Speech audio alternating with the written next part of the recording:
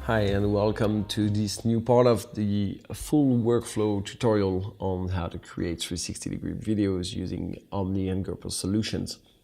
Now in this tutorial we are going to start working on things that are not stitch related but more in terms of masking the rigging and masking things that you don't want to see in your shot. And the first thing we are going to work on is a helmet cam, because when you start putting a rig on somebody, whether it's a helmet cam, third-person mount or anything really, or if you start putting a rig on a car or something like that, you are always going to have some issues on the place where the rig is mounted.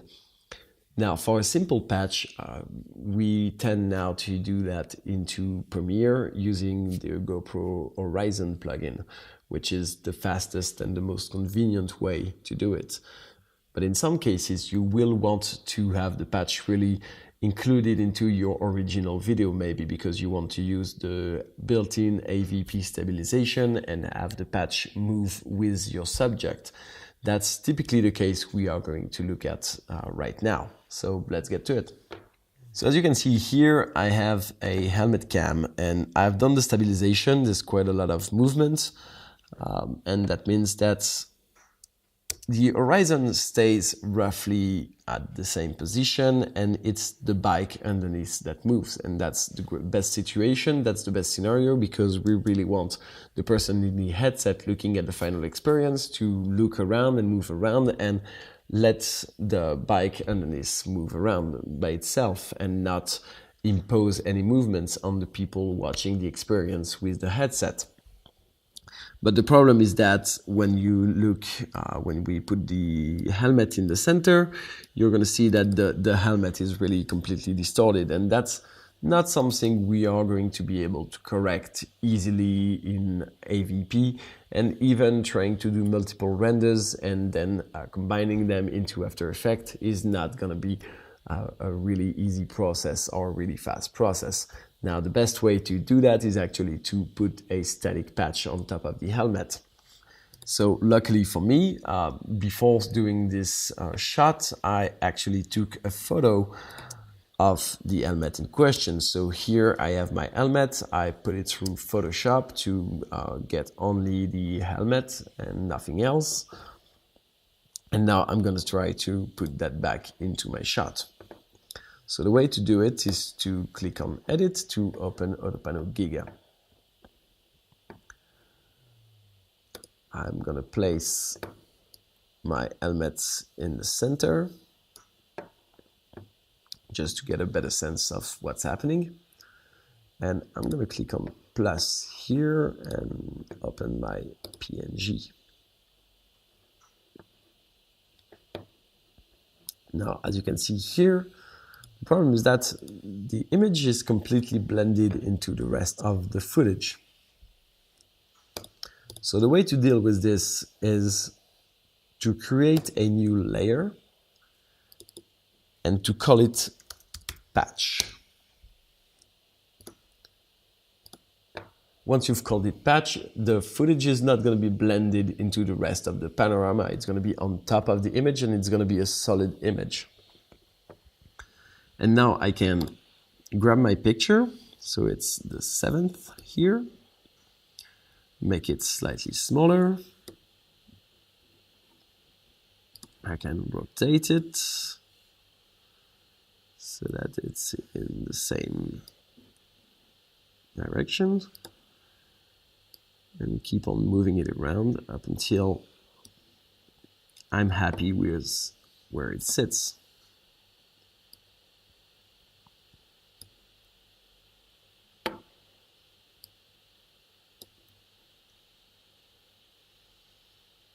Let's say here. Maybe just a little more.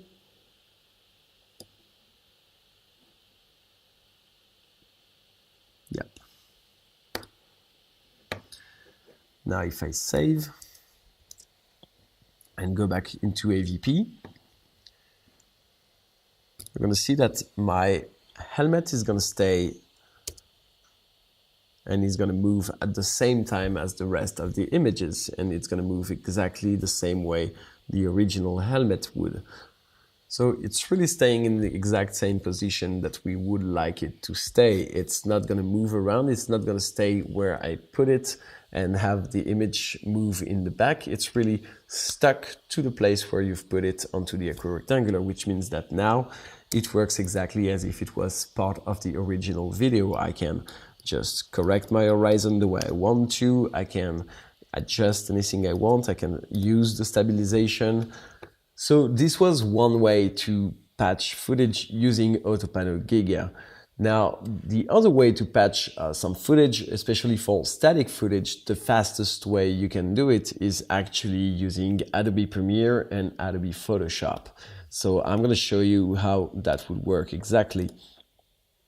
Here we have some footage from the Setlo experience, and if we open the VR player, we see here that we have the tripod.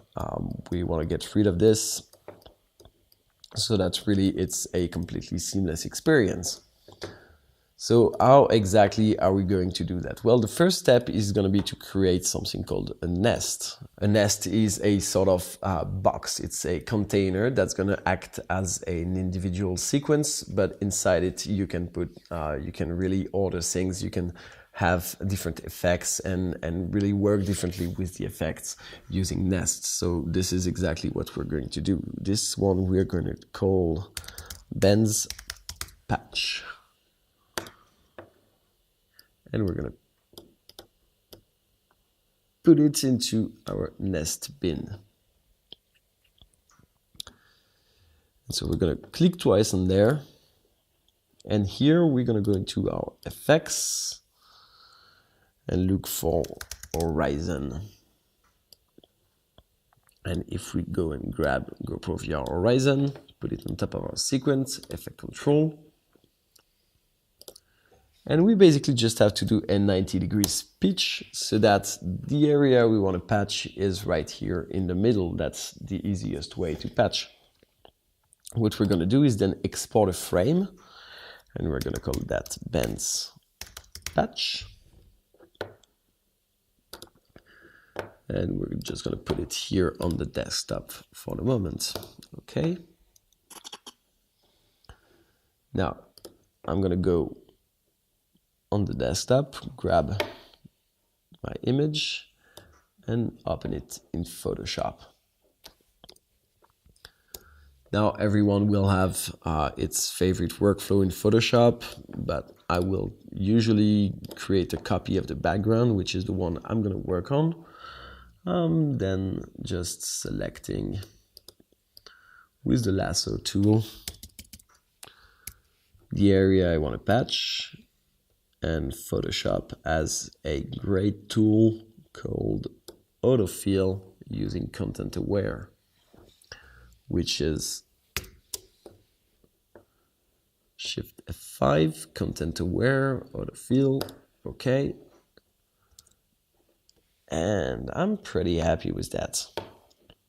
And next I'm gonna create a mask, a black mask. I create that by holding the Option or Alt touch on the keyboard while clicking on this tool here to create directly a black mask. And then with my brush tool and some white paints, I can then just really be precise and only keep the area that I want, that masks the part that I want to get rid of. And now this is what I end up with. And the nice thing with the Adobe Creative Cloud and the Creative Suite program is that, well, you can just basically save that as a Photoshop file.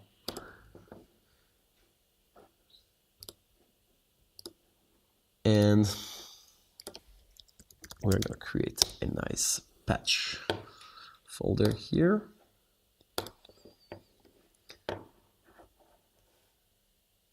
And Premiere will read Again, we're going to create a patch bin.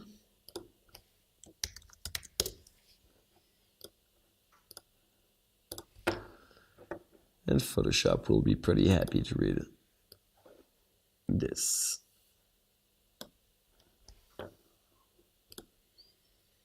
Individual layers. I'm just going to import my copy. Okay. And now if I drag and drop this on top of my sequence, you can see that my tripod has disappeared. And now the only thing left for me to do is to actually go back into my main sequence and grab again the Horizon plugin, drop it onto my nest. And I know that here I applied a 90-degree pitch, and the idea is to counteract that effect, because now if I look in a 360 environment, everything is sort of wrong in the way it moves. So I don't want that. So now I'm gonna just apply the opposite of what I did in the first part, which is a 90-degree pitch. So now a minus 90-degree pitch, and we're back into the normal view. And if we look downwards, we see that the tripod is gone. And so this is really the process you can apply. You can apply that obviously for tripods, but it's also a great way to correct some small mistakes. Now, remember that this is something that we can do in that situation because we know that nothing is actually going to cross that area, but you cannot use that in a part where you would have some things happening behind your patch. It's also worth noting that sometimes you will want to correct maybe a shadow using that technique, and the shadow is going to be crossed by someone also. So when you are using some solid static patches like the one we've just used, you really have to be mindful of these moments, these situations where what's happening, what's going to cross my seam, what is going to happen behind my patch. And this is really something you need to think about when you are using those kind of patches. This is one example of how to use the Horizon plugin, and this is a sort of first dive into using Premiere with VR. But in the next tutorial, we are going to talk a little bit more about creating an actual experience, creating an actual edit, and working with VR in Adobe Premiere.